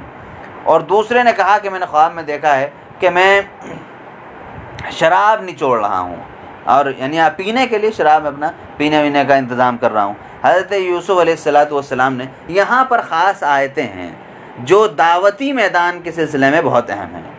हज़रत यूसुफ़ ने फरमाया कि नब्बअतुकुमा बितावीलिही क़ब्ल अन यातियकुमा, कि मैं तुम्हें जो खाना रोज़ाना मिलता है, यानी खाने के वक्त गोया कि उस वक्त हो चुका था, दोपहर का मानिए के वक्त रहा होगा, या 10-11 बजे, अंदाज़ा लगाने के लिए, समझाने के लिए अर्ज़ कर रहा हूँ, और 12-1 बजे मानिए उनका लंच आता था। हज़रत यूसुफ़ ने कहा मेरे पास बैठ जाओ, जल्दबाजी ना करो, इंशाअल्लाह लंच से पहले पहले मैं तुम दोनों की ख्वाबों की ताबीर बता दूँगा, पहले आओ थोड़ी बातें करते हैं। उसके बाद हज़रत यूसुफ़ अलैहिस्सलाम ने उनको दीन की बातें बतानी शुरू की और कहा साहब कैसा ऐसा है, वो सारी बातें बताईं। मौलाना अली मियां साहब की एक किताब है छोटी सी, तबलीग व दावत का मौजज़ाना उसलूब। उस किताब को अगर आप पढ़ेंगे तो इस वाक़े ख़ास कर ऐसे कीमती निकात और इसकी बलागत जो है इन अल्फाज के अंदर, वो आप पढ़ के आप उछल जाएंगे कि वाकई कितनी ज़्यादा बलागत कलाम पाक के अल्फाज में है। वो किताब भी छोटी सी है, नेट पे भी मौजूद है, उसको सब लोग निकाल कर ज़रूर पढ़ लें। तबलीग व दावत का मौजज़ाना उसलूब, तबलीग व दावत का मौजज़ाना उसलूब हज़रत यूसुफ़ के क़िस्से में, और ख़ास तौर पे इस क़िस्से में, ये क़िस्से के इस हिस्से में जो उन्होंने वो की हैं, मौलाना ने जो नुक्ते निकाले हैं वो बहुत कीमती नुक्ते हैं, बिलख़ुसूस दावती लिहाज से। तो उसके बाद फिर हज़रत यूसुफ़ ने उनको बताया कि ऐसा ऐसा है, ऐसा ऐसा है, और उनको दीन की दावत दिया। साहिबै सिजन, ए मेरे दोनों दोस्तों, ए मेरे साथियों, ये बताओ ज़रा, ये जो इतने सारे खुदाओं को तुम पूछते हो, ये बेहतर है या एक अल्लाह बेहतर है, वगैरह वगैरह, इस तरह की बहुत सारी बातें उन्होंने उनसे की। और फिर उसके बाद उन्होंने ताबीर भी बता दी जैसा उन्होंने वादा किया था। कहा कि जिस आदमी ने ख्वाब में देखा है कि वो शराब वराब पीने की तैयारी कर रहा है, तो वो जो है बच जाएगा और जेल से निकल जाएगा, और यहाँ से जब वो निकलेगा तो बादशाह का खादिम बनेगा और दोबारा फिर उसी काम पे लग जाएगा जो कर रहा था। पहले भी वो खादिम बादशाह का रह चुका था। और दूसरे से कहा कि भाई आपने जो देखा है तो बस अब आपकी तो उल्टी गिनती शुरू हो गई है, आपको फांसी का हुक्म होगा और आप मार दिए जाएंगे। जिससे बादशाह वाला जो था उससे हज़रत यूसुफ़ ने भी फरमाया कि जब ज़रा बादशाह के पास तुम जाओ, आज़ाद हो गए, और बादशाह की खिदमत में मामूर हो गए। जब वहाँ जाओ तो ज़रा कभी भूले भटके हमारा भी तज़किरा कर देना, उनसे बता देना कि जेल में एक कैदी है जिस पर बग़ैर किसी मुकदमे के, बग़ैर किसी दफ़ा लागू किए हुए उसको जेल में रखा गया है। मुसीबत का वक्त गुजर जाता है, आदमी भूल जाता है, बात ख़त्म हो गई। जिसको फांसी होनी थी फांसी हो गई, और जिसको बादशाह का खादिम बनना था वो बादशाह का खादिम बन गया, भूल भी गया कि क्या था क्या नहीं। एक दिन बादशाह सलामत को ख्वाब नज़र आया, इनको ज़रा और टेढ़ा मेढ़ा सा ख्वाब नज़र आया। बादशाह ने ख्वाब देखा कि 7 गायें हैं, मोटी मोटी तगड़ी ताज़ी गायें, और उन्होंने 7 गायों ने 7 पतली पतली गायों को ज़िंदा निगल लिया। इसी तरह से 7 हरी हरी भरी बालियां हैं, गेहूं की जो बालियां होती हैं, उन्होंने 7 खुश्क बालियों को निगल लिया। अब बेचारा ये उठा कि ये क्या चीज़ है। उसने बड़े बड़े माहिरीन ताबीर को बुलाया, बड़े बड़े ख्वाबों के माहिरीन आए। बादशाह सलामत ने ख्वाब रखा, सब के होश हवास उड़ गए कि भाई ये कैसा ख्वाब देख लिया। अब सब ने कहा नहीं बादशाह सलामत ये कुछ है वह नहीं, ये ख्वाब ऐसा ही है, अज़ग़ास व हलाम, ये जो फजूल ख्वाब होते हैं बेकार के, ऐसा ही कोई ख्वाब है, आप टेंशन न लीजिए इसकी। लेकिन बादशाह को सुकून हुआ नहीं इससे। अब इस दरमियान उस आदमी को याद आया जो बादशाह को शराब निचोड़ के देता था। उसने बादशाह से कहा कि अरे बादशाह सलाम, मैं भूल गया था जेल में एक ऐसा कैदी है, उसने हम लोगों को भी ताबीर बताई थी, ताबीर सही साबित होगा, पकड़ भाई उससे ज़रा पूछ के आओ, जल्दी जाओ जल्दी। अब साहब ये पहुंचा वहाँ पर, बादशाह ये जेल कैद में पहुंचा, वही खादिम और या किसी और को बादशाह ने भेजा और कहा कि भाई ऐसा ऐसा है, ये है वो है। बादशाह ने ये ख्वाब देखा है तो ज़रा अब आप बता दीजिए।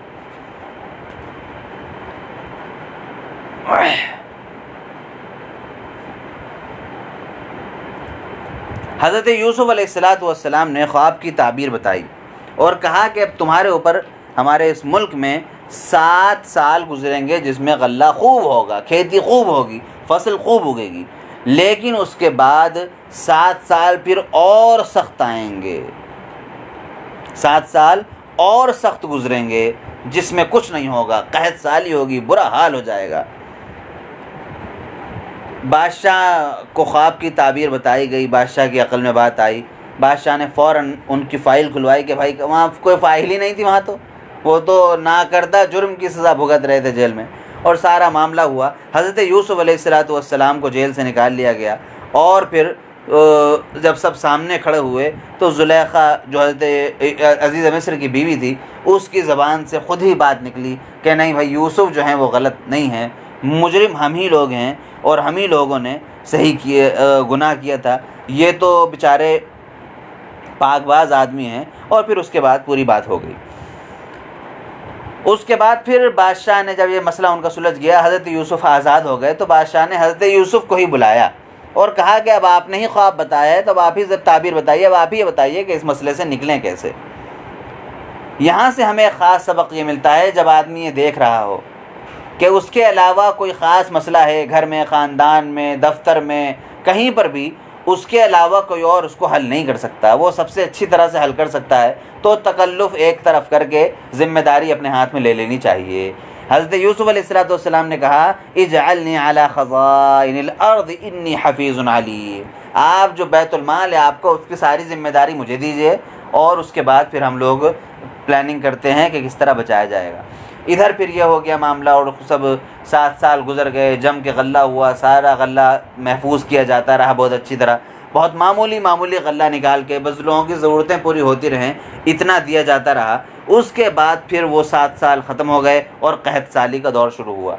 आसपास के सारे इलाक़ों में आफत नाफत मच गई, लेकिन मिस्र में इतना गल्ला महफूज था कि मिस्र वाले ख़ुद भी चैन सुकून से खा रहे थे और दूसरों को भी गल्ला बाँट रहे थे। यहाँ की मार्केट जो है पूरी भरी पूरी थी, सब कुछ चल रहा था मामला यहाँ पर। इस दरमियान अब दूसरी कहानी शुरू होती है, तीसरा गोया के पर्दा उठता है।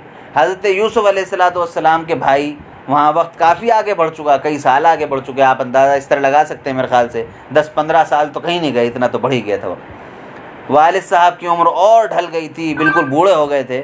साथ साथ कुरान करीम कहता है कि अपने बेटे की याद में रोते रोते उनकी आँखें भी, उनकी बीनाई भी चली गई थी।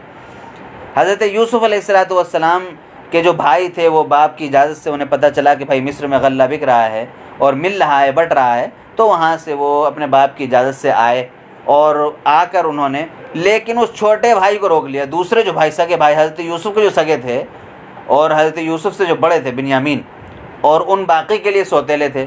हज़रत याकूब ने कहा भैया अब इसको ले जाने नहीं दूंगा, एक बेटा मेरा तो जा चुका है पहले। उन्हें रोक लिया, बाकी सब भाई आए, ले गए। हज़रत यूसुफ़ अलैहिस्सलाम नबी थे, नबूवत उनको मिल चुकी थी, पहचान गए थे। वो देखते ही पहचान गए कि अच्छा है, भाई हैं मेरे। उन्होंने कहा कि ऐसा है कि आपका कोई भाई भी है क्या?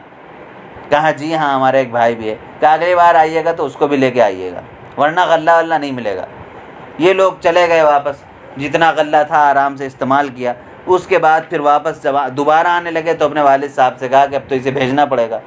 उनके वालिद साहब ने कहा अच्छा चलो ठीक है भाई, ले जाओ। उसके बाद फिर वो पूरा वाक़या है, ये नहीं तो वाक़या यही है, अल्फाज अलग अलग हैं, क्या क्या बातचीत हुई क्या नहीं। उसके बाद हज़रत याकूब के वालिद साहब ने यह भी फरमाया कि देखो तुम लोग माशाल्लाह इतने सारे हो, मुझे डर लगता है तुम एक साथ घुसो, लोग देखें कि भाई एक बाप के इतने सारे बेटे आ रहे हैं। शक्लें मिलती जुलती थी चूँकि, तो लोग देख के समझ जाएं, किसी की नज़र तुम्हें न लग जाए, कोई नुकसान तुम्हें ना हो जाए। ज़रा शहर में जब दाखिल हो तो अलग अलग दरवाज़ों से दाखिल होना, ये भी ख़ास उन्होंने नसीहत की।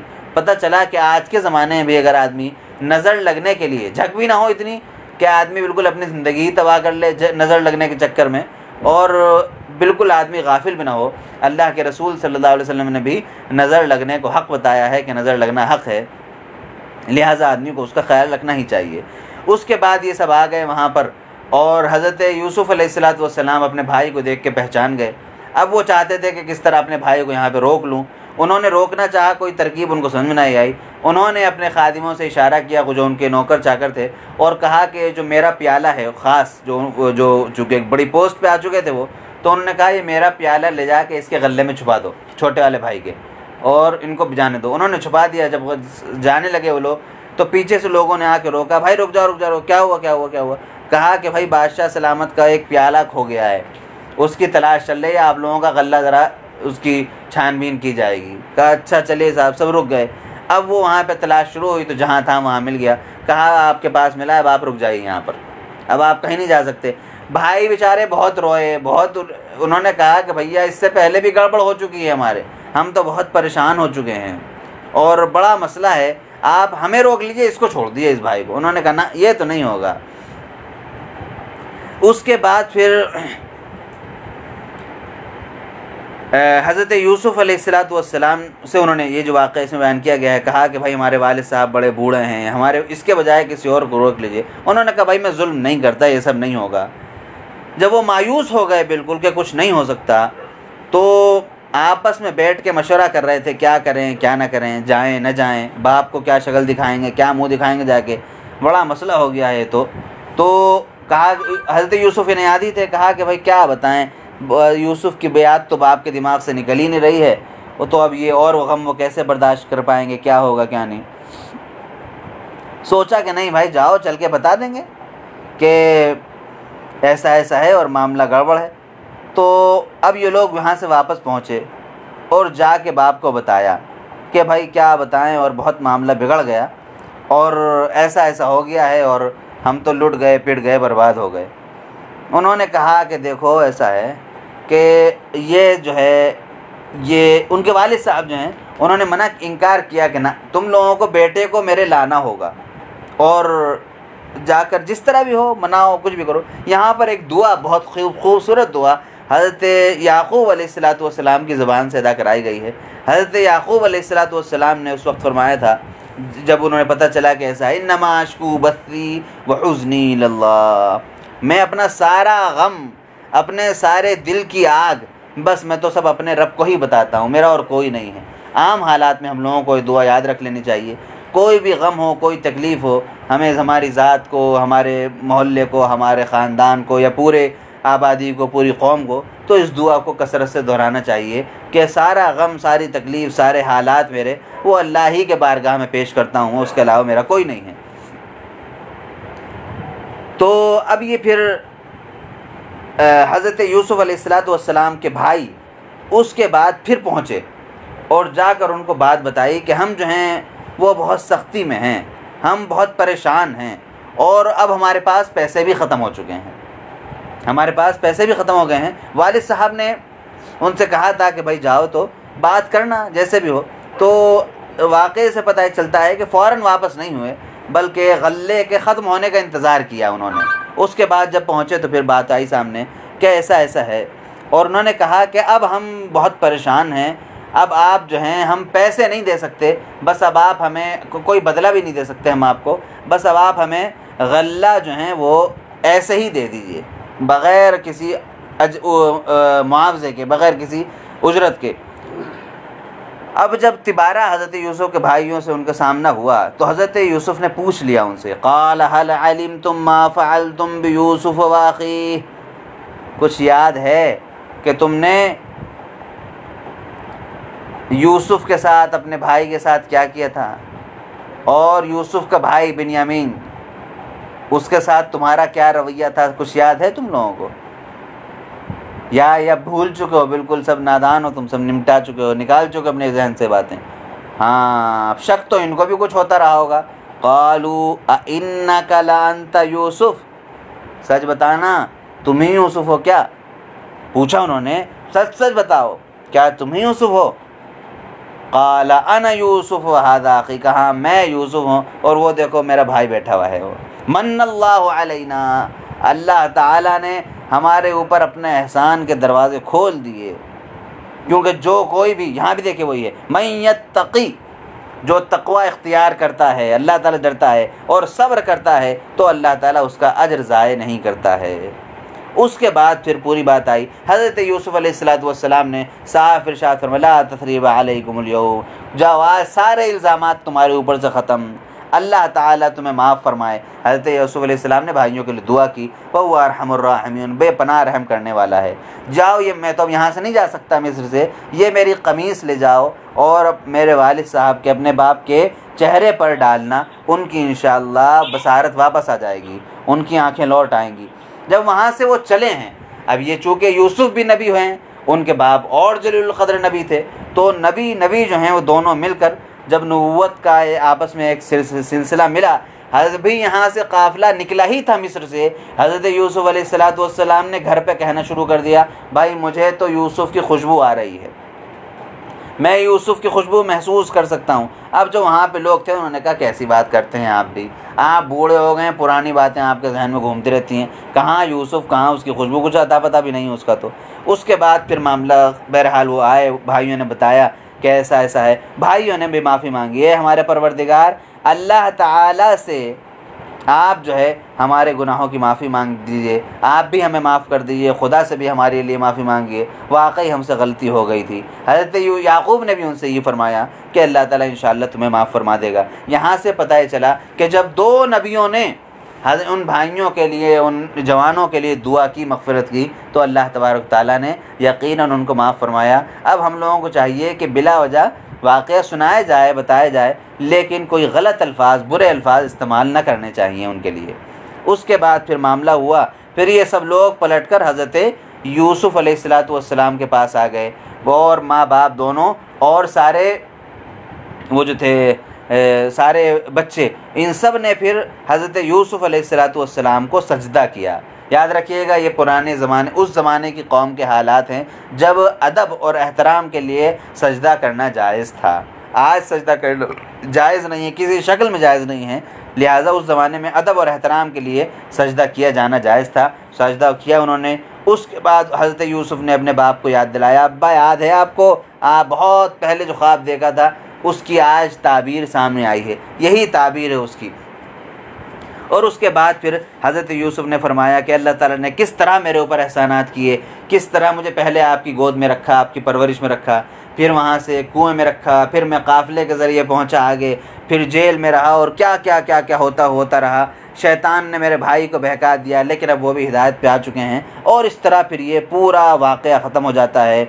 और उसके बाद रब्बि क़द आतैतनी मिनल मुल्क, हम लोग ज़रा सी चीज़ें हमें हासिल हो जाती हैं, कोई छोटा मोटा मकाम मर्तबा, छोटी मोटी कुर्सी, छोटा मोटा कोई इज़्ज़त, हम लोगों को शोहरत हासिल हो जाती है, पजामे से बाहर हो जाते हैं। हज़रत यूसुफ़ अलैहिस्सलातु वस्सलाम इतनी बड़ी हुकूमत के मालिक और नबी, वो अपनी ज़बान से देखिए क्या अल्फाज अदा फरमा रहे हैं आयत नंबर 101 में, रब्बि क़द आतैतनी मिनल मुल्क, ए मेरे परवरदिगार तूने मुझे बादशाहत अता फरमाई, वअल्लमतनी मिन तावीलिल अहादीस, तूने मुझे ख्वाबों की ताबीर का इल्म दिया, यानी जिसके ज़रिए रास्ता खुले मेरे लिए। फ़ातिरस्समावाति वल अर्ज़, ए परवरदिगार तू ही तमाम आसमानों को असरे नौ पैदा करने वाला है, यानी बिल्कुल नए सिरे से, जब कुछ नहीं था तो पैदा हुआ, और ज़मीनों को भी तू नहीं पैदा किया है। अंत वली फ़िद दुनिया, दुनिया में भी तू ही मेरा कारसाज है, दुनिया में भी तू ही मेरा मौला है, दुनिया में तू ही मेरा काम बनाने वाला है, आखिरत में भी तू ही मेरा काम बनाएगा। हज़रत यूसुफ़ देखे क्या दुआ फरमा रहे हैं, तवफ़नी मुस्लिमा, ए परवरदिगार मुझे इस्लाम के साथ दुनिया से उठा, मैं जब दुनिया से उठाया जाऊं तो इस्लाम ही मेरा दीन हो, और जो इस्लाम के अक़ायद हैं उनसे मैं चिमटा हुआ हूँ, उन्हें गले लगाए हुए हूँ। वाल्हिक़नी बिस्सालिहीन, और मेरा हश्र नेक लोगों के साथ फरमा। पता चला कि आज के ज़माने भी नेक लोगों के दरमियान, नेक लोगों के साथ, अल्लाह वालों के साथ, जिनको हम समझते हैं कि उनकी ज़िंदगियाँ तक़वे वाली हैं, तहारत वाली हैं, उनके साथ ज़िंदगी गुजारने का ज़्यादा से ज़्यादा मौका तलाश करना चाहिए।